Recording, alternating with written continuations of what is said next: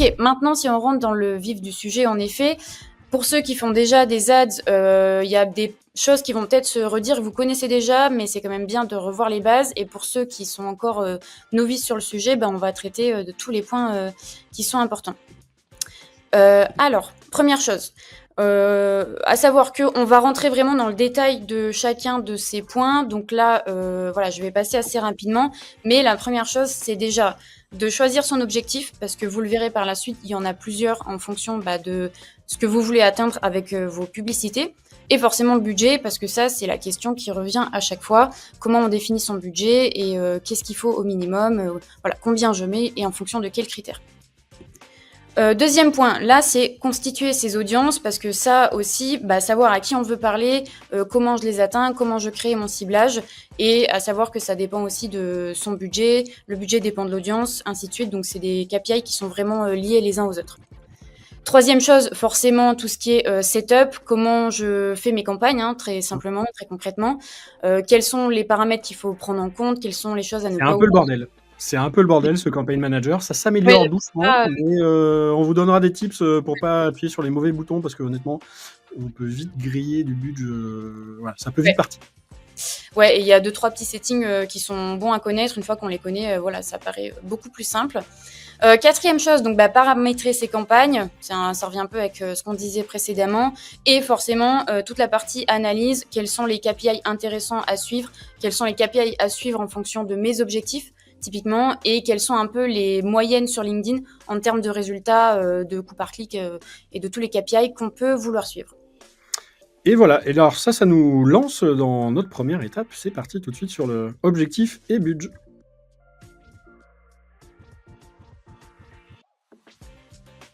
Alors sur ce point-là, c'est assez quand on va commencer une campagne dans ce qu'on appelle le campaign manager, le business manager, voilà, il peut y avoir plusieurs noms. En tout cas, le gestionnaire de campagne. On verra tout à l'heure dans les questions s'il y en a qui ont du mal à lancer ça. En général, ça se fait depuis votre profil. Il faut être administrateur de la page. Vous allez créer votre accès au campaign manager. Là, vous allez retrouver le compte que vous pouvez gérer. Quand on va démarrer une campagne, un des premiers trucs qui nous est demandé, c'est la campagne va servir à quoi? Et c'est là où on retrouve un peu ce funnel. On va retrouver le côté awareness, donc j'ai envie en gros de faire de la notoriété, de la visibilité, où je vais être plutôt sur de la considération. Alors la vue de LinkedIn, en gros, c'est je vais t'amener soit sur tes pubs ou les posts que tu vas sponsoriser, des visites de sites. Donc en gros, c'est je sors du trafic de LinkedIn vers mon site. On parlera de la landing page qu'on peut mettre derrière. L'idée, c'est pas forcément d'envoyer sur votre page, votre homepage, ça n'a pas forcément d'intérêt. Ça peut être de l'engagement, de dire j'ai envie de booster les likes, les commentaires, les clics, les consommations de contenu. Et ça peut être sur le format spécifique vidéo. En gros, j'ai une vidéo que j'ai envie de booster. Typiquement, Invox fait son showreel vidéo. J'ai envie que des directeurs marketing voient qu'on fait de la vidéo. Je vais juste payer pour qu'ils aient envie de cliquer sur la vidéo. Donc ça, c'est plus, je suis un peu intermédiaire. Je découpe pas juste, je fais pas juste de la notoriété sur la marque. J'ai déjà une action qui va être faite, mais l'action, c'est pas de convertir directement vers du commerce ou vers des choses plus engageantes. Le dernier point, c'est cette pile-là. Là, on va avoir deux choses différentes. On va avoir la lead gen. Donc là, en gros, Léa expliquera ça, mais on sort plus de LinkedIn. En gros, je récupère un document où je remplis un formulaire directement avec mes infos LinkedIn. On a la partie website conversions qui est plutôt, je renvoie du trafic, mais sur des pages de conversion. Donc là, on va traquer la conversion. On va pas forcément traquer juste le trafic qui arrive sur le site. Et puis, on a un truc un peu particulier sur des jobs dont on parlera pas trop aujourd'hui, mais c'est un peu la même mécanique. C'est en gros, j'ai posté des annonces d'emploi. J'ai envie qu'il y ait plus de candidats qui le voient. C'est exactement la même réflexion, les mêmes outils qu'on utilise. On aura juste cette poche-là un peu particulière qui va être faite. Je te laisse creuser un peu ces différents sujets, même si je crois que j'ai un peu empiété sur tes slides. Ouais, j'allais dire, on va peut-être pas s'attarder sur celle-ci parce que tu as donné pas mal d'infos déjà. Mais voilà, juste à titre de rappel, Noto, on est vraiment sur gagner de la visibilité. Et on revient un peu sur ce que tu as dit précédemment, c'est vraiment les étapes du funnel. La première, c'est forcément ça, gagner en notoriété. Les gens ne savent pas forcément qu'on existe, ils connaissent pas forcément notre niveau de visibilité sur LinkedIn, nos offres, nos produits, etc. Donc je dirais c'est vraiment la première étape. En tout cas, pour tous ceux qui commencent sur LinkedIn Ads, c'est l'étape primordiale, déjà se faire connaître, donner des informations sur ce qu'on fait, qui on est, etc. Donc là, voilà, visibilité au max et ça joue surtout sur le nombre d'impressions. C'est le nombre d'impressions qui va être maximisé par LinkedIn sur cet objectif-là. Deuxième objectif, donc seconde étape du funnel, là on est sur la considération. L'objectif, c'est vraiment d'encourager les gens à effectuer une action pour en savoir plus sur nous, sur l'entreprise en question. Et dans ce grand objectif, il y a 3 formats qui sont, donc comme l'a dit Guillaume, les visites sur le site. Donc là, ça va inciter les gens à aller sur le site en question. L'engagement, donc qui ressemble un petit peu à la notoriété. Donc là, on va inciter les gens en fait à réagir au post, donc avec des likes, des commentaires ou des choses comme ça. Et les vues de vidéos si on a un contenu spécifique à pousser. Et dernier, conversion, là on est vraiment dans la dernière étape du funnel, on veut générer du lead très concrètement. On a aussi donc la conversion de site web et c'est là que les choses un peu tricky je dirais rentrent en jeu. C'est que typiquement la conversion de site web elle se fait pas toute seule, il faut l'implémenter, il faut passer par l'insight tag et par le suivi des conversions. Et ça, c'est des choses qu'on vous a mis justement dans la suite de la présentation. Le format, donc génération de lead, comme le disait Guillaume, on veut que les gens téléchargent notre contenu ou s'inscrivent à une démo. Enfin voilà, on veut avoir leurs informations et on veut les avoir tout de suite sur LinkedIn. Donc il peut y avoir plusieurs formats pour ça aussi. On rentrera un peu plus dans le détail après. Et la version candidat, donc là, si on veut mettre en avant des postes, des jobs, des offres de job pour obtenir des candidats tout simplement. Ça, c'est quelque chose qui vous est poussé aussi, si vous utilisez déjà les jobs, pas les candidatures, mais les offres dans LinkedIn, si vous avez publié des offres. À chaque fois que vous publiez une offre, à la fin, ils vous mettent un petit bloc, voulez-vous booster, il vous dit, tiens, je peux vous ramener 140 candidats assez facilement. Ou ceux qui sont équipés aussi, mais ça, c'est plutôt côté RH en général, ou comme de LinkedIn Recruiter, dans lesquels il y a aussi derrière tout ce qui est monétisation par LinkedIn, de la visibilité d'un vivier.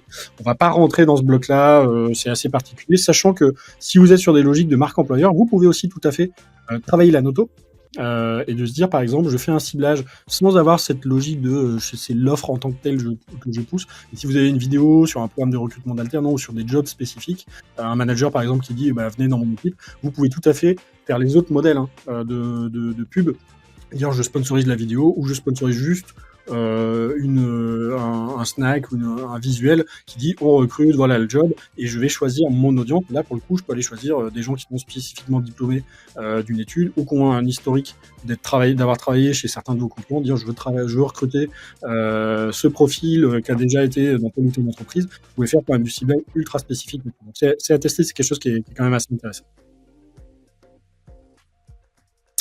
Voilà pour les objectifs. Qu'est-ce qu'on a d'autre à dire sur le sujet? Effectivement, c'est là qu'on va retrouver des infos de budget. Ouais. Oui, tu veux que je prenne la main peut-être sur cette Ouais, partie? si tu veux, ouais, bien sûr. Côté budget, encore une fois, il y a peut-être des gens qui le savent déjà, mais c'est bien de parler de tout. Il y a 2 options qui sont possibles. Il y a donc le budget à la fois quotidien et le budget global. Je passe juste ma slide. À savoir que aussi, vous pouvez définir donc un budget soit dans votre groupe de campagne, soit directement dans votre campagne. Je fais le point sur ça avant de vous détailler les deux. En fait, très simplement, vous pouvez dire, OK, j'ai un groupe de campagne, je mets 1 000 € par exemple dedans, et dans chacune de mes campagnes, je mets 200 €. L'idée, c'est en fait de répartir votre budget. Si par exemple, vous voulez mettre le même budget pour chacune de ces campagnes et avoir un budget global à ne pas dépasser, ou si au contraire, dans votre groupe de campagne, il y a une campagne potentiellement qui est plus importante qu'une autre et vous voulez mettre plus de budget. Voilà, donc ça c'est une possibilité, ou sinon vous pouvez aussi mettre un budget global dans votre groupe de campagne et seulement un budget quotidien dans vos campagnes. Voilà, donc il y a plusieurs possibilités. Entre budget global et budget quotidien, c'est un peu ce que je disais là, mais tout simplement, vous pouvez choisir de mettre un budget total et de laisser LinkedIn gérer le budget un peu comme il le sent. Bon, évidemment, il fait pas ça au pif. Il a des algorithmes, il a des apprentissages qui fait qu'il va maximiser forcément votre budget pour avoir un maximum de résultats. Après, ce qui peut arriver, c'est que si on a un petit budget, forcément, il peut être vite dépensé. C'est là que le budget quotidien peut être intéressant parce que vous pouvez dire, en fait, je veux un budget global de 1 000 €, mais je veux dépenser par jour seulement 50 €. Et là, pour le coup, c'est assez intéressant parce que Bah, selon le montant quotidien qu'on a, on peut dire ok, je mets assez de budget histoire que la campagne elle se déroule assez longtemps sur la journée, mais en même temps je mets une limite, comme ça je m'assure que la campagne dure dans le temps, à minima un certain nombre de jours. Voilà. Moi, personnellement, sur mes campagnes, j'utilise toujours le format combo. Je mets un budget global. Comme ça, je me dis, bah, ok, quand ma campagne elle arrive à terme, je sais que mon budget ne sera pas dépassé. Voilà, j'ai 1 000 euros, ça va s'arrêter là. Et en même temps, je joue sur le budget quotidien. Comme ça, en fonction des estimations déjà qui sont données par LinkedIn, bah voilà, j'ai potentiellement plus ou moins de résultats. Si je veux que ma campagne dure dans le temps, je vais mettre un budget quotidien un peu plus faible. Et si je veux maximiser les résultats, bah, je mets un budget quotidien un peu plus important. Comme ça, voilà, j'optimise mes résultats et j'essaye d'en avoir au maximum. Juste t'interromps pour rassurer Florence. On va venir à ce montant minimum Ouais, recommandé par jour parce que évidemment, c'est fonction de la cible, de l'objectif, du format, de plein de choses. On va venir à ça. On n'a pas la réponse au centime près, ouais, mais on donnera quelques éléments qui permettent de caler ça. en effet. Ok, si on reste donc sur la partie budget, concrètement, comment on fixe son budget? À savoir que bon, c'est la question qui nous revient le plus souvent. On n'a pas trouvé un article ou une ressource qui nous dit, ok, vous avez cette audience, vous devez mettre ce budget. Évidemment, ce serait plus simple, ça nous arrangerait tous la vie, mais ça se passe pas comme ça. Donc, on a trouvé concrètement quels critères nous permettaient de définir notre budget. Et bah, déjà, ce qu'il faut tenir en compte, c'est l'audience. À savoir que Guillaume vous en parlera un peu plus après, mais il a trouvé une méthode de calcul pour vous donner voilà, vraiment une estimation réelle du budget qui peut être intéressant sur votre campagne. Mais avant d'y venir, on va parler des critères qui nous permettent déjà de savoir comment fixer son budget. Première chose, donc comme je disais, c'est l'audience. Forcément, plus on va essayer d'être restreint, plus on va être sur une cible spécifique, donc une audience assez faible. Forcément, plus le coût va être élevé, c'est assez évident. À l'inverse, quand on aura une audience un peu plus large, on maîtrisera plus facilement nos coûts, mais ce sera potentiellement moins intéressant en termes de résultats du fait qu'on ne touche pas forcément les personnes spécifiques qui nous intéressent. On vous a mis aussi là quelques chiffres, parce que ça, je pense que c'est hyper intéressant. En France, en moyenne, la fourchette d'un coût par clic, ça pareil, on détaillera après, mais bon, comme son nom l'entend, bah, c'est le coût dépensé pour un clic sur la publicité. Donc la moyenne, elle est entre 4 et 8 euros en France. Et sur des décideurs seniors, elle est à 7,50 €. Ensuite, question budget minimum. Après avoir fait de nombreux tests et avoir eu des apprentissages, nous, on a remarqué que le budget quotidien minimum qu'il fallait mettre sur une campagne, c'est 20 à 30 euros. Pourquoi? Parce que si on a un budget de 10 euros quotidien, c'est faisable, hein, bien sûr, il n'y a pas de souci, mais en fait, notre campagne, elle peut tourner 1 heure et s'arrêter. Ce qui fait qu'1 heure sur une journée, ça nous donne potentiellement pas d'énormes résultats. Donc, je dirais que le minimum, c'est 20 à 30 euros, histoire que la campagne, sur une journée, elle puisse voilà, se dérouler un minimum de temps, lui laisser un peu de temps d'avoir des résultats et des apprentissages. Et en fonction de ça, bien sûr, on peut mettre un peu moins, on peut mettre un peu plus. Voilà. Après, pareil, c'est des choses qu'on dira au cours du live, mais ce qu'il faut faire, c'est tester. Typiquement, la campagne, c'est pas quelque chose one shot qu'on lance comme ça et qu'on laisse vivre. Dans la théorie, on peut, mais dans la pratique, c'est toujours recommandé de tester, d'optimiser, voilà, et d'apprendre en fonction de ces tests-là. Pour compléter ce point-là, encore une fois, c'est des moyennes, voilà, on n'a pas une vue non plus sur 100% des campagnes qui se font sur LinkedIn, donc il y a forcément un biais là-dedans. Ce qu'il faut retenir quand même, c'est de se dire, il y a un budget minimal en dessous duquel, de toute façon, ça vaut même pas le temps de passer le temps qu'on va faire à créer les campagnes, à les monitorer. Donc il faut quand même y aller en se disant, j'ai un peu de budget quand même pour faire les choses. Le deuxième point à avoir en tête, c'est que LinkedIn, on remarque quand même qu'il y a une prime aux entreprises qui maintiennent l'effort dans le temps. Il vaut mieux se dire, je mets finalement un budget relativement faible, mais je le tiens dans le temps et je l'arrête pas au bout d'une semaine. Donc je le tiens sur quelques mois et j'arrive à maîtriser ça, quitte à changer ce que je raconte, mais à maintenir ce budget-là, versus le fait de dire, sur une semaine, je mets 500 euros, puis je mets plus rien pendant un mois et je refais un truc plus tard. Il y a un côté réapprentissage de l'algo à chaque fois qui coûte un petit peu cher, qui fait que, en gros, les perfs s'améliorent au bout de 7, 10, 15 jours sur une campagne qu'on va tenir sur la durée. Et puis garder en tête aussi ce que l'on disait en intro, il y a un côté répétition qui est important, qui est de dire en fait, c'est pas parce que j'ai été vu une fois que ça va déclencher des choses. Donc sinon ça c'est de la chance, j'ai une super accroche et c'est pile le bon moment, j'ai un super ciblage. Ça peut arriver évidemment, mais là on est plutôt dans le fait de dire je trouve un truc de régulier qui fait que ça va m'amener un flux régulier de nouveaux contacts et de personnes qui s'intéressent. Donc ça c'est quelque chose qui est important et ça, je pense, ça répond aussi à Marine qui dit quelle doit être la durée minimale d'une campagne pour que l'algo ait le temps d'apprendre. Nous, ce qu'on voit, c'est toujours bien quand je commence mes premières campagnes de se dire je me donne un mois. Comme ça, je fais un vrai travail de setting et d'écriture qui fait que j'ai au moins un mois d'apprentissage, ce qui fait qu'au bout de 15 jours déjà, l'algo va s'améliorer, moi je vais m'améliorer, je vais enlever certains visuels, je vais pouvoir changer 2-3 visuels, et ça va commencer à ressembler à quelque chose voilà, qui est maîtrisable dans le temps. Évidemment, à un bout d'un moment, j'ai saturé l'audience, donc les campagnes elles tombent, mais en général, c'est à partir de moi qu'on commence à être chaud sur une campagne. Ouais, et je voulais rebondir aussi sur ça parce que moi j'avais posé la question à LinkedIn et ils recommandaient un budget journalier de 50 € pour que justement la campagne et la pub aient le temps de vivre sur une journée entière.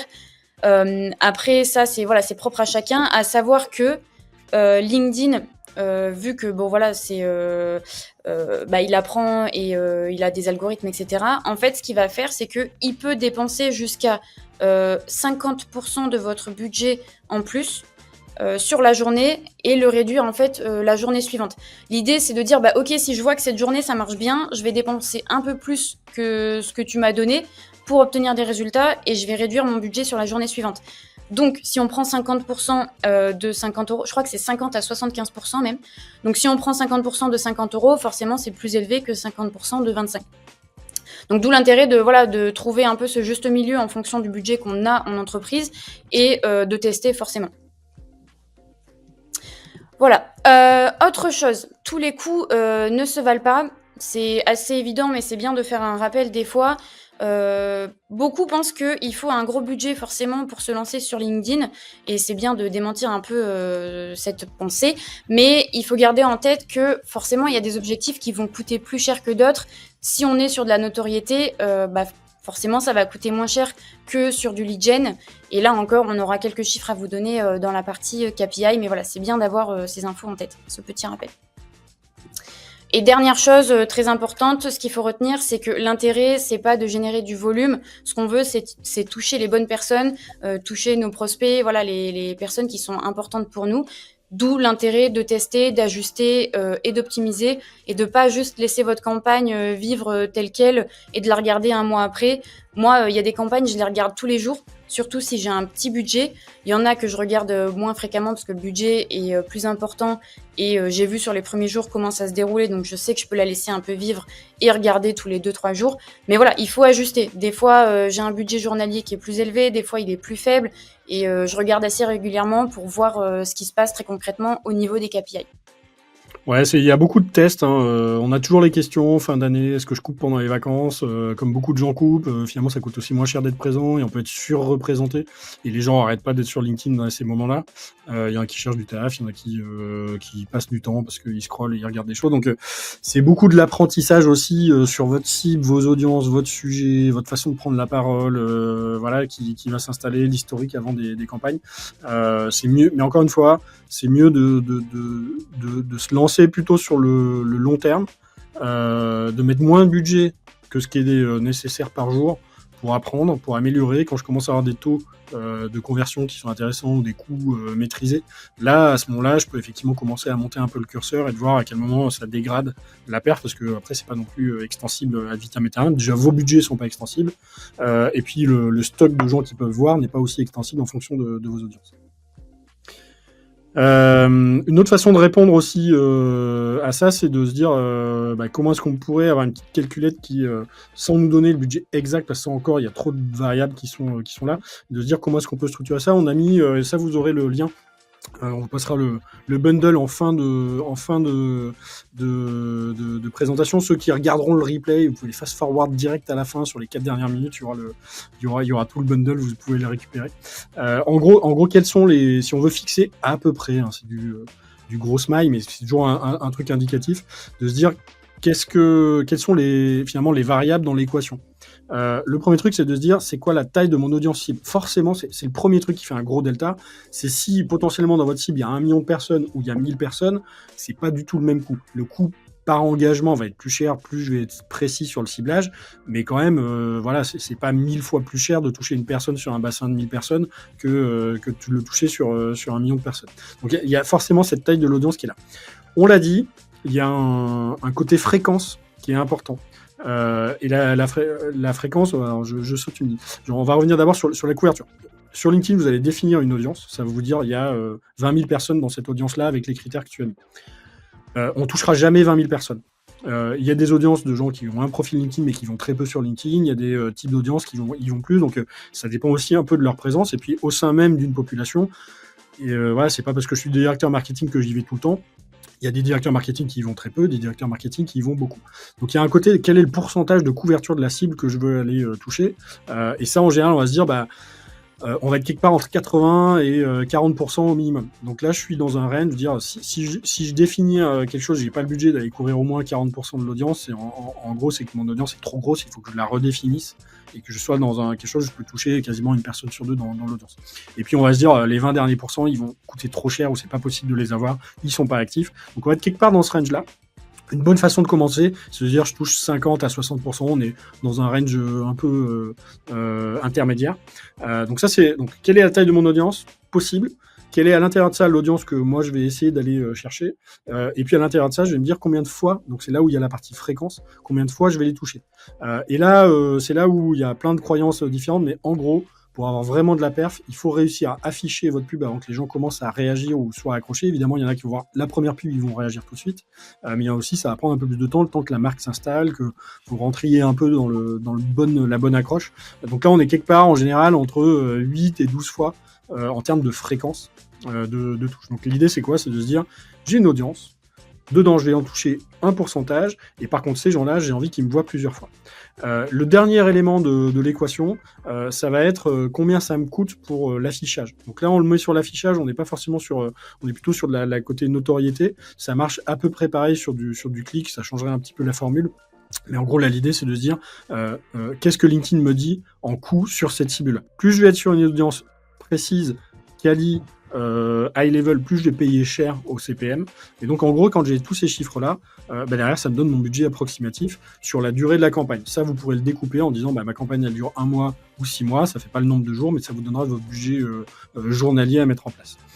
Ça, c'est des éléments que vous retrouvez, ça c'est des vues du Campaign Manager, sur lesquels là vous allez retrouver les critères qui vont vous permettre de définir vos audiences, et derrière ça va vous rendre des chiffres. Typiquement on va les avoir ici sur la taille de l'audience en haut, et sur le budget calculé sur 30 jours pour toucher ça. Ça c'est les infos que vous donne LinkedIn, ça vous les récupérez et vous les injectez ici. Et donc quand je mets par exemple ici mon audience, je l'ai limitée à 6000 personnes, je veux toucher 70% de cette audience 10 fois, LinkedIn m'annonce un CPM à 45, c'est écrit petit sur mon écran mais en gros on est à 45, voilà, en gros je vais avoir pour 900 € de campagne. Si je la fais sur un mois, 1800 divisé par 30, on est à 60 € par jour. Si je le fais sur 2 mois et que je suis plutôt OK pour pas avoir une pression trop forte sur les gens et l'étaler, je serai plutôt aux alentours de 30 € par mois. C'est un peu la façon dont ça fonctionne. Voilà là-dessus, n'hésitez pas s'il y a des questions. Question qui revient souvent là, c'est de se dire là on est plutôt dans une approche, je gère des campagnes et puis je les gère un peu sur du fil rouge. Si c'est one shot, est-ce que ça marche quand même, Léa? Oui. Oui, pardon, j'étais en train de réfléchir au sujet d'après, j'étais perdue. Oui, mais c'est parce qu'en plus c'était moi qui devais le couvrir, donc je t'ai fait une passe décisive un peu pourrie. Non, j'étais désolée, j'étais en train de réfléchir aux enchères vu qu'on venait sur ça. Tu m'as littéralement perdu, donc je te laisse reprendre la main pour pas perdre tout le monde. Ouais, pas de souci. Effectivement, on a la question de dire j'ai pas une campagne long terme, j'ai plutôt un sujet, j'ai un livre blanc, j'ai un événement qui arrive, j'ai un webinar qui arrive, ou j'ai gagné un award, ou j'ai fait une super réalisation et j'ai envie que mon audience le voit là sur la prochaine semaine. Ça fonctionne. On retombe un petit peu plus sur des mécaniques classiques de push. Soit j'ai envie de faire de la noto, je mets un budget pour en gros augmenter la portée naturelle. J'aurais posté, j'aurais fait 1000 vues, là je vais en faire 20 000 ou 30 000 sur mon audience précise. Ça fait pas de mal, c'est de la pure noto. On va s'épuiser un peu avec ce type de post, on va pas optimiser complètement, mais ça fait pas de mal. Et puis on peut être aussi sur de la lead gen pure en se disant bah là j'ai un creux chez les commerciaux, il s'est pas passé un certain nombre de choses, j'ai envie d'accélérer un peu, j'ai envie d'aller pusher un livre blanc ou un webinar. Là, je vais faire vraiment un ciblage et je vais allumer un peu le feu. Ça marche aussi. Et c'est une bonne façon aussi de commencer à tester, de se faire une première idée de ce qui va se passer. Très bonne question de Justine, qui dit quand on étale une campagne sur 2 mois, par exemple, est-ce qu'on risque pas de lasser l'audience? Alors c'est une bonne question parce que ça rapporte à qui est la cible et comment se fait mon cycle de vente. On a des campagnes qui s'étalent parfois sur beaucoup plus. Parce qu'on est plutôt sur une infusion un peu lente ou de l'influence sur plusieurs types de décideurs au sein d'une entreprise sur des grands comptes. Donc dans des programmes IBM, c'est les choses qu'on fait. Et là, pour le coup, on est plutôt en mode j'ai pas envie d'être trop présent sur un peu comme quand je vais choisir des chaussures sur un site de vente en ligne de chaussures. Après, j'ai des pubs de chaussures partout dès que je vais quelque part, où c'est un peu angoissant en termes de décision B2B. Donc là, en fait, c'est plutôt intéressant justement de se donner le temps de faire tourner la campagne sur un temps plutôt long. Ça, c'est à vous aussi de voir quelles sont les prises de décision. Si vous êtes sur de la décision ultra rapide, j'ai vu le besoin, je déclenche et j'achète dans la semaine qui vient, bah là, effectivement, faut un peu condenser. La plupart du temps, quand même, on est plutôt sur ça. Voilà pour ça. C'est bien parce que les gens posent les questions sur des sujets sur lesquels on va venir. Donc c'est assez intéressant. Et juste, ouais, justement, je voulais rebondir par rapport à ça, par rapport à la question, est-ce qu'on risque de lasser l'audience? C'est aussi une chose qu'on va dire après, mais c'est tout l'intérêt de justement proposer plusieurs accroches, plusieurs visuels et plusieurs options sur une pub pour que, en fait, la même personne ne tombe pas 10 fois sur la même pub. Voilà, donc ça, on y reviendra après. Question en chair, donc je reprends mon sujet qui m'a perdu tout à l'heure avec Guillaume. Il faut savoir que quand on lance des pubs, donc on a la partie budget pour dire, bah ok, voilà, j'ai mon budget global, quotidien, l'un, l'autre ou les deux. Mais il y a aussi donc la partie enchère. Et là, pour le coup, on a 3 options. La plus simple, et je dirais la première à tester quand on n'est pas forcément à l'aise sur LinkedIn Ads, c'est la diffusion maximale. Là, pour le coup, c'est LinkedIn, en fait, tout simplement, qui va gérer lui-même l'enchère pour que le budget il soit dépensé intégralement, mais surtout pour obtenir un maximum de résultats. Donc, en fonction de l'objectif choisi pour votre campagne, il va maximiser donc soit les clics, soit les impressions, soit les leads. Là, pour le coup, c'est pratique pour vous si vous débutez sur LinkedIn, parce que en fait, vous n'aurez aucune gestion à faire. LinkedIn va s'en charger tout seul, il va maximiser vos résultats et vous avez moins de contrôle à faire sur ça. La deuxième option, là, c'est l'enchère manuelle. Donc là, vous allez dire à LinkedIn, dans votre campagne, une enchère maximale, par exemple 5 € par clic, comme on a mis là. Mais voilà, encore une fois, c'est un peu comme le budget journalier. LinkedIn peut ajuster plus ou moins cette enchère à la hausse donc, ou à la baisse pour maximiser encore une fois vos performances. Et ça, il faut savoir qu'on l'appelle enchère améliorée parce que bah, c'est un peu nouveau sur LinkedIn. C'est le fait que bah, justement, il va ajuster lui-même l'enchère pour encore une fois maximiser les résultats. Donc voilà, elle s'appelle enchère améliorée. Et dernière option, là je dirais, c'est plutôt pour les experts. On a donc le plafond de coût. Une fois que vous avez pris la main sur le coût maximal, vous pouvez tenter donc le plafond de coût. Là, clairement, vous indiquez à LinkedIn donc un coût maximum par résultat. Donc vous pouvez dire, bah ok, je veux que mon lead il me coûte maximum 10 €. Et là, la plateforme, donc LinkedIn, va ajuster votre enchère automatiquement, mais elle ne dépassera jamais votre plafond. Là, pour le coup, c'est un peu plus compliqué et justement, je vous ai mis un comparatif juste après pour que ce soit plus facile pour vous pour choisir très clairement votre enchère. Sur de la diffusion maximale, forcément, le contrôle du coût, il est assez faible. Là où, à l'inverse, si on va sur du plafond de coût, très clairement, on décide soi-même de combien on paye pour le clic, pour le lead ou pour la conversion. Pareil, donc sur la diffusion, sur le contrôle de la diffusion, donc sur une enchère maximale, là, on sait exactement comment la pub va être diffusée parce qu'on sait que ça va atteindre notre audience cible. Là où sur le plafond de coût, c'est plus compliqué parce que vu qu'on a donné un budget, une enchère maximale, on peut être assez limité et notre pub ne sera pas forcément montrée à tout le monde. Donc voilà, donc c'est tout l'intérêt d'avoir connaissance de ces 3 types d'enchères et forcément par ordre logique, on commence toujours par de la diffusion maximale, on fait des apprentissages, on teste et après au fur et à mesure, on peut se lancer sur l'enchère manuelle et sur le plafond de coût. Mais là pour le coup, ça demande vraiment d'être très présent sur l'optimisation de sa campagne. Et je dirais même, faut se connecter tous les jours, faut regarder quotidiennement ce qui se passe pour ajuster. Et en fonction des résultats qu'on a, voilà, on augmente notre plafond de coût, on le réduit, mais ça demande vraiment beaucoup de gestion de notre côté, quoi.